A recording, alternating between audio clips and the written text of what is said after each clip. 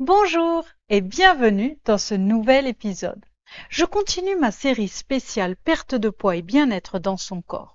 Tu ne peux pas perdre du poids durablement si tu ne comprends pas le fonctionnement de ton corps. Ce sera l'objet de cet épisode et de la semaine prochaine dans lequel je te parlerai un peu plus du rôle des hormones. Aujourd'hui, je vais m'attarder plus précisément sur la faim, la satiété. Je vais t'expliquer la différence entre la faim physique et la faim émotionnelle. Je vais aussi évoquer à nouveau les tampons émotionnels et le rôle du cerveau dans tout ça. Détends-toi, tu vas déculpabiliser. Tu vas comprendre que tout n'est pas de ta faute. Même si je t'invite toujours à prendre tes responsabilités, tu vas voir qu'une bonne connaissance de son fonctionnement interne aide à prendre consciemment les bonnes décisions pour toi.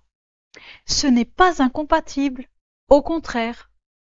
Si tu veux soutenir mon travail sur cette chaîne et qu'il soit proposé au plus grand nombre, pense à liker et à commenter cet épisode.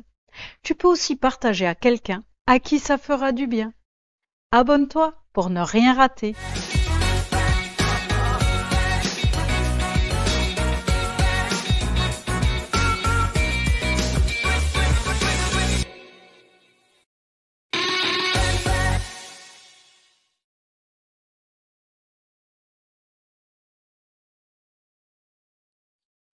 La vraie vérité est que si quelqu'un est en surpoids, c'est parce qu'elle mange plus que les besoins de son corps. C'est tout. Une fois que ton corps a utilisé ce dont il a besoin comme carburant et que tu lui as donné en plus, il le stockera. C'est comme ça que ça marche. Et le fait de manger quand on n'a pas faim est le principal problème. La question devient alors, pourquoi faisons-nous ça? En tant qu'individu, mais aussi en tant que société. Pourtant, nous savons tous et toutes que ce n'est pas bon pour notre santé. Et malheureusement, le nombre d'obèses continue d'augmenter. Une partie du problème réside dans le fait qu'on ne se connaît pas assez. On ne connaît pas vraiment le fonctionnement de notre corps, nos besoins spécifiques. On ne nous enseigne pas vraiment à nous écouter, à écouter nos émotions, qui justement nous renseignent si nos besoins sont remplis ou non. Si tu as de la chance, on t'enseignera les grandes lignes de la nutrition. Mais ça s'arrête là, et ça reste trop rare. Et c'est bien pour ça que j'ai voulu te faire cet épisode et celui de la semaine prochaine. Je veux te révéler toutes les informations qui, moi, m'ont beaucoup aidé à sortir d'une nourriture émotionnelle pour avoir une nourriture au service de mon corps et de mes besoins. Je te rappelle que je ne m'adresse pas aux personnes qui ont des maladies qui sont à l'origine de leur surpoids. Si c'est ton cas, je t'invite vivement à avoir un suivi médical rigoureux. C'est très important. Commençons par la base. La faim. Je te parle de la faim physique, qui correspond à ton corps qui réclame du carburant. La faim est une sensation dans ton corps et qui est différente d'une émotion. Elle vient du cerveau qui t'envoie un message. Pour t'aider à la décrire, à la doser, tu peux t'aider d'une échelle de la faim et de la satiété. C'est un petit outil. Elle va d'un côté de la faim de -10 à 0 et côté satiété de 0 à +10. La faim va arriver doucement, peut-être autour de -1, -2, disparaître, revenir un peu plus forte, vers -4, -5. Un peu comme une vague qui revient de plus en plus forte. Quand tu commences à être à -6, tu commences à avoir très faim. La plupart des gens ne savent pas vraiment à quoi ressemble la sensation de faim. Ils ne savent pas faire la différence avec la faim émotionnelle qui, elle, a un sentiment d'urgence à manger. Le seul moyen pour toi d'expérimenter la faim physique est de ne pas manger quand tu as faim. Tu peux expérimenter les sensations physiques en essayant de les décrire le plus précisément possible. Tu ne te mettras pas en danger si tu ne manges pas pendant une période de quelques heures. Ton corps a tout prévu en stockant pour plusieurs semaines. Observe quand la faim arrive. Après 10 heures, après ton dernier repas, après 12 heures, après 15 heures, plus peut-être. Tu vas pouvoir observer ces vagues de faim qui viennent et qui s'intensifient à chaque fois. Où est-ce que tes sensations de faim se situent dans ton corps? Ton estomac? Ta gorge? Est-ce que tu as mal à la tête? Est-ce que ça évolue au fur et à mesure que la faim s'accroît? Est-ce que tu arrives à distinguer la faim de la soif? Tu peux expérimenter et voir à quoi correspondent les différents niveaux sur l'échelle de la faim et tu sauras quand ça suffit pour toi. Crois-moi, ton corps le sait et il te le dira. Tu peux aussi explorer l'autre côté de l'échelle en mangeant au-delà de ta sensation de satiété. Observe bien comment tu te sens quand tu la respectes, quand tu ne la respectes pas, ou quand tu vas bien au-delà. Sois attentive, la satiété est un signal discret, surtout quand ça fait très longtemps que tu ne l'écoutes pas. Pour la plupart d'entre nous, explorer sa faim est un vrai challenge, surtout si tu manges très souvent et que tu ne laisses pas à ton corps le temps d'avoir faim. Mais c'est aussi parce que ça vient titiller un réflexe ancestral. Manger tant qu'il y a quelque chose à manger, au cas où l'occasion ne se présenterait plus avant longtemps. Nos ancêtres ont connu des périodes de jeûne de disette plus ou moins longues jusqu'à une période plutôt récente. C'est inscrit dans notre ADN. C'est encore le cas dans des sociétés moins opulentes que la nôtre, mais aussi dans nos sociétés d'ailleurs, dans lesquelles certaines personnes n'ont pas le luxe de manger à leur faim tous les jours. Nous avons tendance à l'oublier tant l'abondance est autour de nous. La faim émotionnelle est différente de la faim physique dans ses sensations. Tu pourras l'observer. Il y a plein de raisons de manger sans avoir faim. Des raisons émotionnelles, identitaires, parce que c'est l'heure, parce qu'on est contente, parce qu'on veut célébrer, parce qu'on est triste, parce qu'on l'a bien mérité, parce que ça a l'air bon et que ça sent bon, pour faire plaisir à la personne qui a cuisiné, pour ne pas la vexer, parce qu'on est au restaurant, parce qu'on ne veut pas gâcher, parce qu'il faut finir son assiette, etc. Et quand on mange pour éviter de ressentir une émotion désagréable, on parle de tampon émotionnel ou de nourriture doudou. Si tu prends un peu de recul, tu comprendras vite que la nourriture ne peut pas répondre aux autres besoins que celui de carburant et que tu caches. Si tu es fatigué, la solution n'est pas de manger, mais plutôt de dormir. Si tu t'ennuies, fais quelque chose qui te plaît. Si tu es stressé, fais quelque chose qui te détend. L'émotion négative est un message sur un besoin non rempli. Et la nourriture n'est pas une réponse, sauf si le besoin est celui du corps qui a besoin de carburant. Ça paraît simpliste, mais si tu t'observes, tu verras que tu ne manges pas uniquement quand ton corps a besoin d'énergie. Si on ne mangeait que quand on avait faim, et qu'on arrêtait de manger quand on n'avait plus faim, je te garantis que ça ferait beaucoup de kilos en moins. Le tampon émotionnel est souvent la nourriture parce que c'est facilement accessible, mais il peut être aussi derrière l'alcool, les jeux vidéo, les jeux d'argent, les réseaux sociaux, le travail, le sexe. En fait, toute activité qui n'est pas faite pour elle-même, mais pour fuir quelque chose.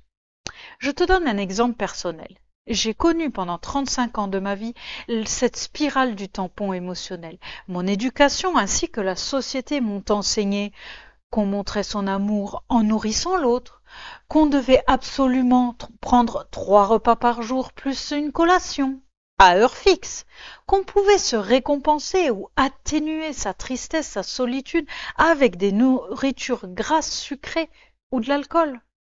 Grâce au coaching, j'ai mis de la conscience sur mes actes autour de mon alimentation et j'ai réalisé que le soir, je grignotais pour éviter de ressentir la fatigue, l'ennui, tout ça après manger, alors que j'avais déjà rempli mon besoin de nourrir mon corps et en quantité largement suffisante. Quand j'ai eu conscience de ça, j'ai pu répondre à ces besoins en allant me coucher ou en faisant quelque chose qui me plaisait. Je n'avais plus besoin de manger mon émotion et je répondais de façon adaptée à mon besoin. On a souvent peur de l'émotion désagréable, alors que c'est souvent une chose simple qui est derrière. Il ne faut pas aller chercher bien loin. La clé pour arriver à manger quand tu as faim et cesser quand tu n'as plus faim est de se connaître, d'entendre et de comprendre les signaux envoyés par son corps. C'est aussi arriver à décrypter les messages derrière les émotions pour y répondre de façon adaptée et qui va dans le sens de ton bien-être, de ta santé physique et mentale. Je ne vais pas te mentir, ça prend du temps, comme n'importe quel apprentissage, surtout si tu es dans une spirale très différente de tout ce bien-être depuis longtemps. La patience, la bienveillance, mais aussi l'observation curieuse de toi-même seront tes meilleurs atouts. Mais la seule solution, la seule chose par laquelle tu peux commencer, c'est d'accepter de ne pas manger immédiatement dès que tu ressens la faim. Laisse-la être là. Observe les sensations, observe les émotions qui se cachent derrière l'urgence de combler ce vide. Reste un instant présente, sans crainte. Imagine un verre de cristal presque vide. Il résonnera bien plus que s'il était plein. C'est en fait un peu la même chose. On se remplit, on ne laisse pas de place aux émotions pour s'exprimer et elles se retrouvent atténuées. Le message initial brouillé. Ce qui est dommage, c'est que ça marche pour les émotions négatives, mais aussi pour les positives. Si tu arrives à laisser un peu le verre vide pendant un petit moment et à expérimenter tes émotions, ça va te permettre deux choses.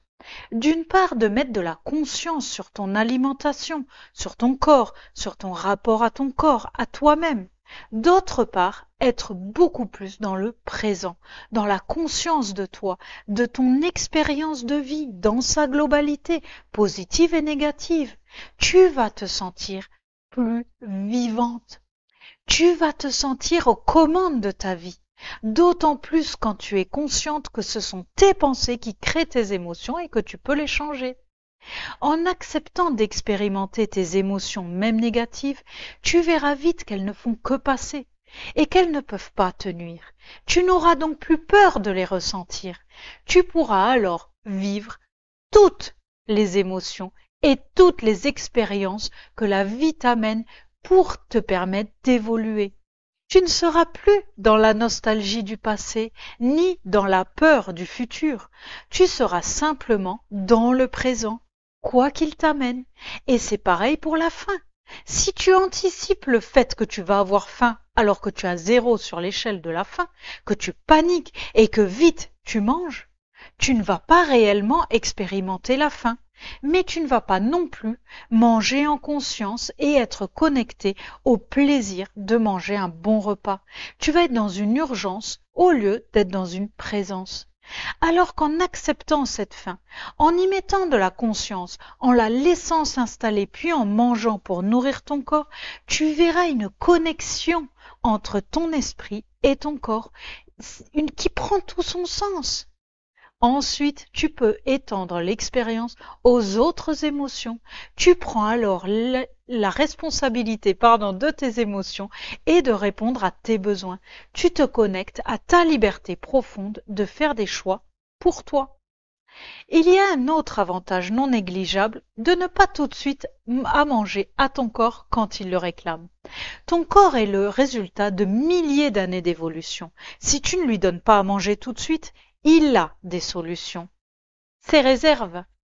S'il a besoin de carburant et que tu ne lui en donnes pas immédiatement, que tu le fais patienter, il va aller se servir dans les réserves. Et si tu veux perdre du poids, c'est exactement ce que tu veux. C'est pour ça que ton plan alimentaire est légèrement en dessous de ce dont tu as besoin. C'est l'intérêt aussi du jeûne intermittent pour les personnes qui ont envie de tester et voir si ça leur convient. En plus, ça va vraiment t'aider à faire le tri dans tes sensations de faim physique et de faim émotionnelle et de soif. Apprendre les messages de ton corps, surtout quand tu n'y as jamais fait attention avant, est un processus qui prend du temps. Fais l'expérience d'autoriser la faim petit à petit. Observe-toi avec bienveillance. Autorise-toi à ne pas y arriver du premier coup. Écoute les émotions qui remontent à la surface. Tu n'as rien à craindre, tout à apprendre. Ton corps sait ce qui est bon pour lui, pour ta santé. Demande-lui, écoute-le, fais-lui confiance, fais-toi confiance. Si tu te sens concerné par le sujet, que tu veux aller plus loin ou que tu te sens en difficulté sur tout ça, je peux t'aider sur ces problématiques de perte de poids, de relation à ton corps, à toi-même. N'hésite pas à me faire signe et à me contacter et je te parlerai un peu plus du programme que j'ai créé avec une super naturopathe, un accompagnement complet pour t'aider dans ton corps et dans ton esprit. Rendez-vous sur liberté-sérénité-coaching.fr. Je te dis au revoir et à la semaine prochaine.